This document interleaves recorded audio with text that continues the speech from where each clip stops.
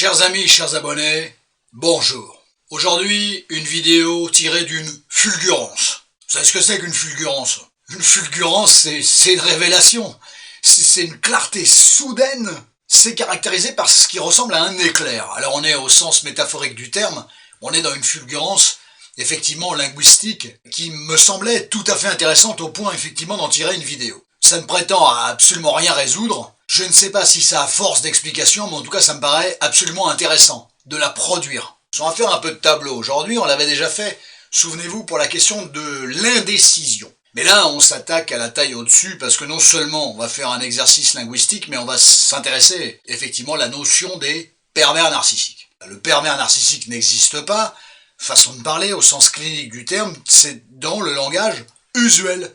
Les gens utilisent cette appellation du pervers narcissique, ça ne veut rien dire. La personnalité narcissique, parce que oui, le pervers narcissique, au sens usuel du terme, révèle ce trouble relevé par le DSM, le trouble de la personnalité narcissique. Toute personne qui ne relève pas de ce trouble, de cette nomenclature du trouble de la personnalité narcissique, effectivement ne peut pas être considérée comme un pervers narcissique. Le trouble de la personnalité narcissique, c'est un des 10 troubles issus d'une classification qu'on appelle les troubles de la personnalité.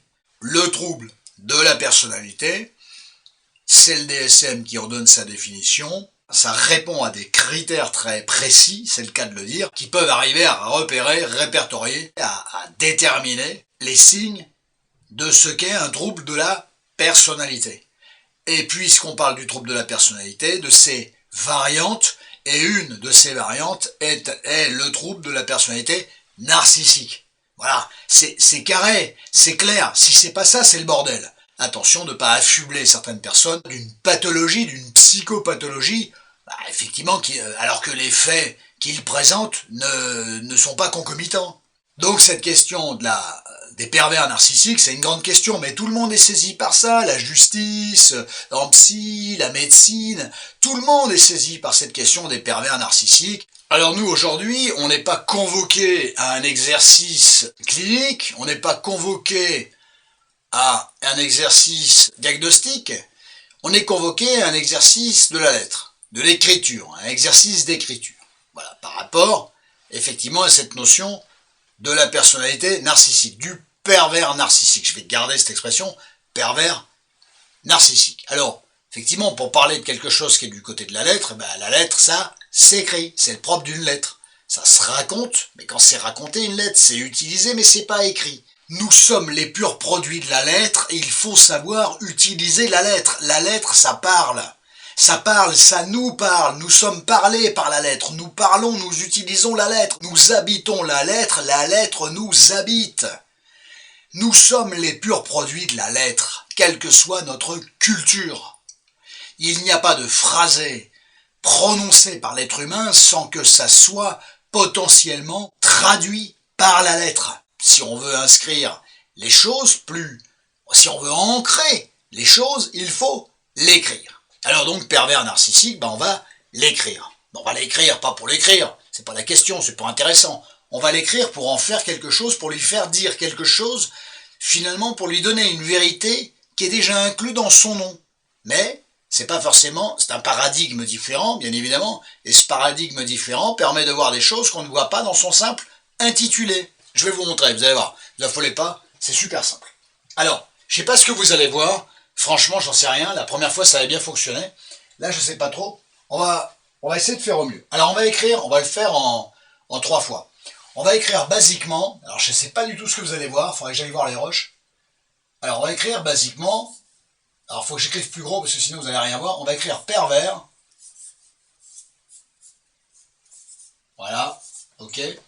Et plus loin, normal, narcissique. Narcissique.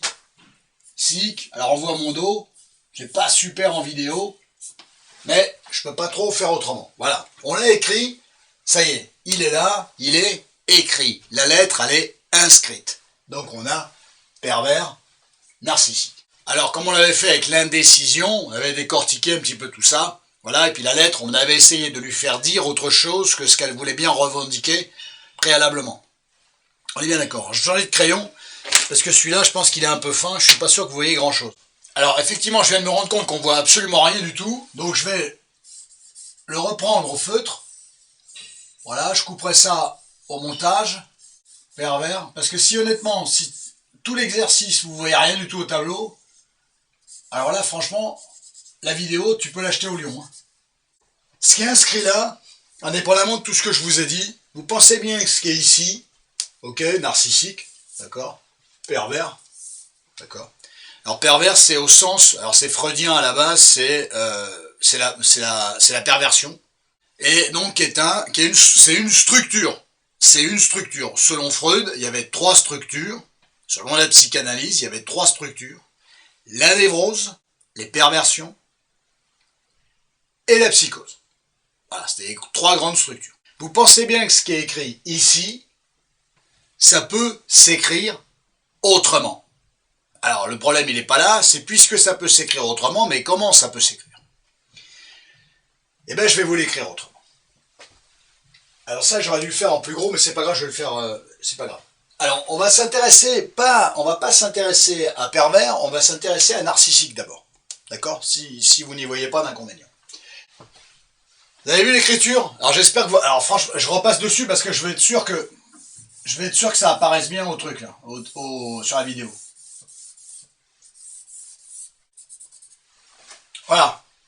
Donc, on peut l'écrire comme ça. Alors, nar, hein, N-A-2-R-E, si, sic, S-I-C. Je vais m'expliquer. Je ne vais pas vous laisser comme ça, vous allez dire, mais qu'est-ce qu'il écrit? Non, non, ça a plein de sens. Ça a plein de sens. Alors, il y a 3 choses là-dedans. Vous allez voir, suivez bien, hein, c'est important. On a nar. Allez, hop, nar, hop, je l'isole. C'est quoi nar? Nar, ça vient du verbe narrer. C'est quoi narrer? C'est quoi la définition du verbe narrer? Narrer, c'est raconter. Narrer, c'est exprimer. Narrer, c'est parler de. Narrer, c'est relater. Narrer, c'est raconter. Narrer, c'est raconter une histoire. Saisissez? Pas encore? Ça va venir. De quoi on est parti, les amis? On est parti du pervers narcissique. Et de narcissique, on a nar, si et sic. Donc on a une narration. On a le fait de raconter une histoire. On a le fait de relater, on a le fait d'exprimer quelque chose. Ensuite, si vous y voyez quelque chose, on a si. Si, c'est une conjonction qui introduit une condition ou une supposition. Si. Ok? Donc la narration, elle repose, si, c'est narrer, la narration repose sur le fait que si, la narration est valable, si. Vous saisissez? Ou pas?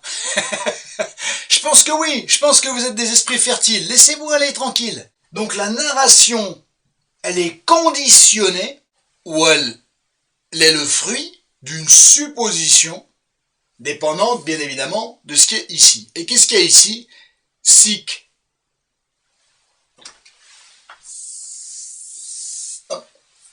Sic. Vous connaissez sic? Vous avez lu des bouquins, des articles, la presse, peut-être Internet. Sic.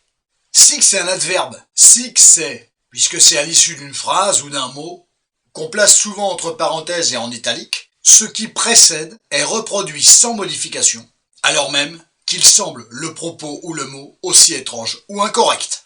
Sic sous-entend que vous reproduisez quelque chose dans les faits sans modification, alors même qu'il figure selon l'auteur un élément étrange, un élément incorrect. Je le cite, mais néanmoins il me semble qu'il y a un élément étrange ou incorrect.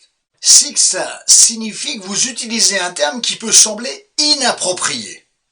Effectivement, la narration bien souvent du pervers narcissique, la narration, nar, qui est conditionnée, elle est conditionnée par le fait qu'on y trouve effectivement bon nombre d'éléments qui ne traduisent pas cette narration.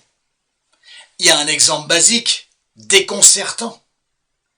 On passe de love bombing, t'es la meilleure, à une personne la même qui quelques semaines après, quelques mois après, se fait littéralement descendre. Tous mes problèmes, c'est à cause de toi. Il y a bien une ineptie. On relève bien quelque chose où il nous semble effectivement quelque chose qui est étrange, sick.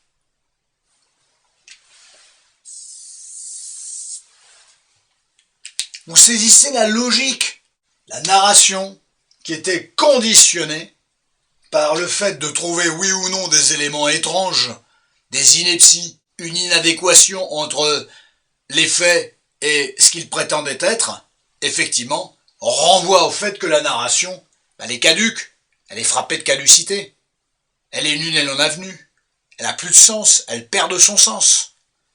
La narration du narcissique, qui était conditionnée, si, au fait de oui ou non, on relève des choses qui sont de l'ordre de l'ineptie, de l'ordre de l'étrange, ou pas.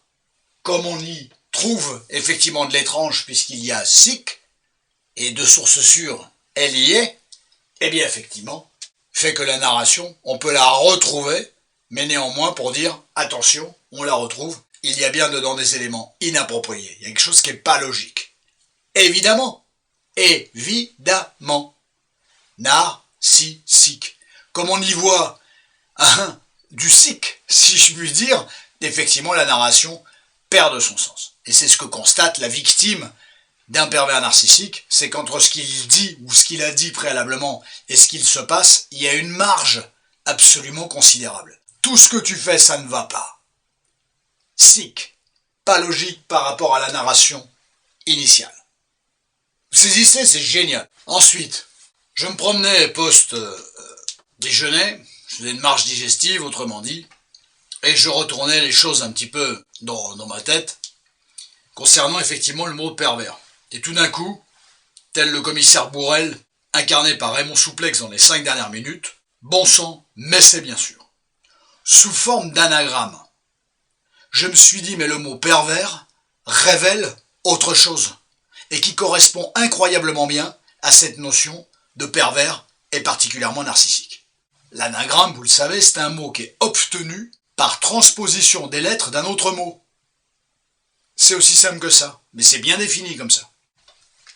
Alors, en noir, et j'espère que vous allez voir quelque chose. Alors, je ne sais pas comment on va faire ça, parce que narcissique prend beaucoup de place, vous avez bien tout compris ça. On va fonctionner avec des flèches. Vous avez vu le pervers, il est là, si tant est que vous arriviez à voir quelque chose. Donc, regardez ce qu'on peut faire avec ça sous forme d'anagramme. Je vais vous réfléchissez, appuyez sur play sur la pause sur la vidéo, puis réfléchissez. Mais à la limite, là, moi, j'ai pas le temps. Il me reste plus que 6 minutes de bande. Il faut que je finisse. Alors, on a... Aïe, aïe, aïe, aïe, aïe. En plus, je suis équipé, mais dramatiquement, les amis.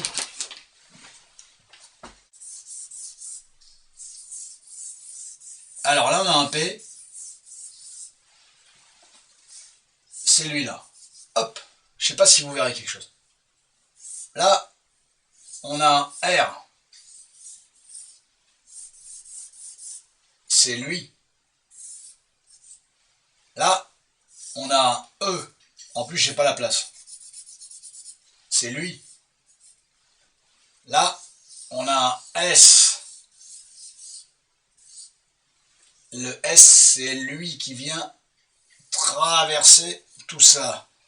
Là, j'ai de nouveau un E, si vous arrivez à voir quelque chose. Et moi, si mes crayons fonctionnent. C'est lui. Là, j'ai un R. Il est là. C'est lui. Non, attendez voir. Lui, t'es déjà là. C'est lui, pardon. C'est lui, pardon. Toi, tu t'en vas. T'as déjà pris ta place, toi. Alors, voilà, c'est lui. Voilà, c'est lui.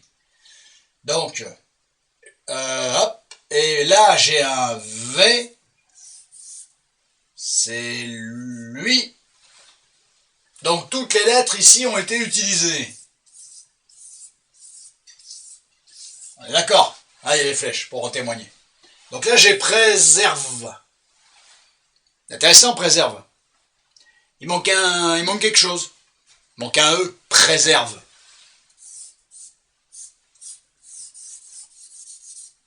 Voilà. Alors c'est bizarre parce que préserve, on pourrait le retrouver ici. Eh oui, et il viendrait là. Pourquoi? Perverse. Personnalité perverse. Une problématique perverse. Il y aurait bien un E. Et hop, on le retrouve ici. Préserve. De pervers ou de perverse, on en obtient préserve. Vous allez me dire, mais quel est le rapport? Il préserve pas sa victime. Mais qui vous parle de la victime? Depuis quand la personnalité narcissique agit par rapport à sa victime? Elle agit par rapport à elle. Son seul but à lui, c'est pas de vous protéger, c'est de préserver sa structure psychique. C'est de compenser, vous êtes l'objet compensatoire. Vous êtes l'objet bienveillant. En plus, bien souvent, il trouve des soignants. Donc forcément, soignants au sens symbolique. Des personnes qui vont se mettre en retrait pour soigner l'autre. Je vais le sauver, je vais l'aider, ce gars-là, ou cette nana. Et c'est le souci. C'est bien là le souci. Parce que vous êtes habité par cette mission de sauveur. C'est un énorme problème. Mais eux préservent leur structure. Point barre. Cette organisation psychique, c'est bien une organisation, c'est bien une structure. Ça répond de sa problématique psychique originelle, de ses traumas. Son fonctionnement, il préserve sa structure psychique hyper fragile. C'est un phénomène de défense. C'est une défense de son intégrité psychique. Mais depuis quand le pervers narcissique, la personnalité narcissique, est dans l'empathie et travaille pour l'autre? Autrement dit, quitte sa petite personne, sa problématique. Jamais. Il va œuvrer par rapport à sa problématique, pas par rapport à vous. Pour qu'il œuvre par rapport à vous, il faudra encore qu'il ait de l'empathie. Or, il en est dénué d'empathie. Il ne peut pas œuvrer par rapport à vous. Donc, ce qu'il va préserver, c'est pas par rapport à vous, c'est forcément par rapport à lui. Ou à elle. C'est pas une histoire de genre. Donc, préserver, préserve, vous en saisissez le bon sens. Le sens et le bon sens. Pervers, préserve. Le pervers préserve quelque chose. Il préserve sa structure psychique. L'emprise qu'il essaye d'exercer sur vous, qu'il exerce sur vous. Ça le maintient. Vous êtes sa béquille. Vous êtes son objet, vous êtes sa béquille. Vous allez me dire, mais moi je m'en fous. Il n'a pas à se comporter comme ça. Mais je suis d'accord avec vous. Je vous explique ce qui se trame dans sa vie psychique qui le fait agir de telle ou telle manière. C'est pour que vous arriviez à comprendre que même si vous lui faites tous les grands discours de la Terre, empathie, zéro. Et plus vous avez envie de sauver une personnalité narcissique, un pervers narcissique, votre côté sauveur se retournera toujours contre vous. Ces agissements, souvent inconscients, pas totalement, pas tous, souvent inconscients, sont bien le fruit de multiples traumatismes émanant notamment de son enfance. Inconsidération, déni de son moi, maltraitance physique, maltraitance psychologique, être humilié, être rabaissé, c'est son patrimoine psychique. Ce sont ses blessures. De ça, il en a construit, effectivement, c'est le cas de le dire, des mécanismes psychiques, une construction, une élaboration psychique qui fait qu'il fonctionne comme ça, et bien souvent de manière inconsciente. Cette construction, c'est un moyen de lutte par-dessus tout, pour ne pas retrouver les prémices de ces traumatismes remonter à la surface. C'est pour scléroser, tempérer les troubles de ce passé tumultueux. Ça lui donne une structure psychique extrêmement fragile, à deux doigts de vaciller, de basculer. Il va donc œuvrer pour se maintenir à minima, la tête hors de l'eau.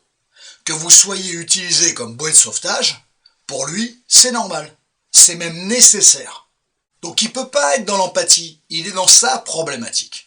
Il y a énormément de personnes qui cherchent à comprendre comment ça marche dans la tête d'un pervers narcissique, d'une personnalité narcissique. Cherchez pas à le comprendre, vous ne fonctionnez pas comme ça. Cherchez pas à comprendre un système dans lequel vous n'êtes pas, ça vous échappera. C'est pas que vous êtes bête, c'est pas votre structure. Mais tant mieux que ça ne soit pas votre structure, parce que ça veut dire que vous fonctionnez pas comme ça. Il manquerait plus que ça, que vous fonctionnez de la même manière. Par contre, vous avez une problématique de sauveur, je vais l'aider, je vais le sauver, le sens de votre existence, la place, la question de la place, la question de votre valeur, et ainsi de suite. Et là, vous avez du travail à accomplir. Et là, il y a des choses à faire.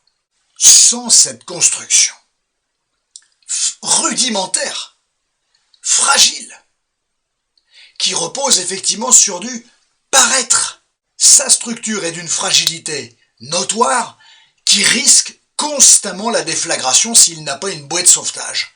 La victime d'une personnalité narcissique, d'un pervers narcissique, c'est sa bouée de sauvetage. Sans sa bouée de sauvetage, il coule.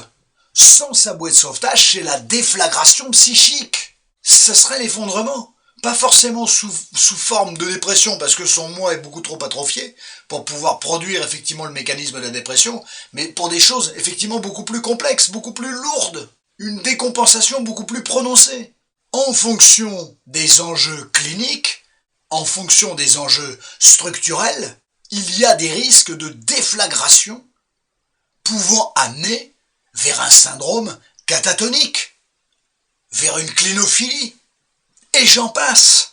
Donc lui, le pervers narcissique, appelé usuellement ainsi, personnalité narcissique au sens du DSM, j'insiste, effectivement va œuvrer en ce sens, pour préserver ses intérêts, pas les vôtres, vous êtes utilisé. Une bouée ne fait plus suffisamment bouée de sauvetage, au profit d'une autre branche ou d'un autre bateau, d'un canoë, il prendra autre chose et effectivement il va se débarrasser de vous. Ce sont les mêmes symboles et les mêmes métaphores, les amis. Attention, tous les manipulateurs que vous allez croiser ne sont pas des personnalités narcissiques. Par contre, toutes les personnalités narcissiques sont des manipulateurs. Mais c'est pas parce que quelqu'un vous a fait un coup tordu que c'est un pervers narcissique pour autant. Non, c'est un manipulateur. Tous les manipulateurs ne sont pas pervers narcissiques. Ça, faut arriver à le comprendre. Entendez tout ça. J'ai pris un plaisir superbe, sublime, à vous raconter tout ça, à vous présenter tout ça, tableau, aujourd'hui à l'appui. C'est important, c'est intéressant, la lettre ça parle, on peut lui faire dire tant et tant de choses qui très rapidement nous ramènent sur le terrain, d'une certaine manière, le terrain de la lettre, mais le terrain des êtres humains, incarnation de la lettre bien évidemment, où effectivement les problématiques sont nombreuses. Faites attention à vous, personne d'autre ne fera attention à vous mieux que votre propre attention à vous-même et à votre propre personne. À très bientôt chers amis, à la semaine prochaine.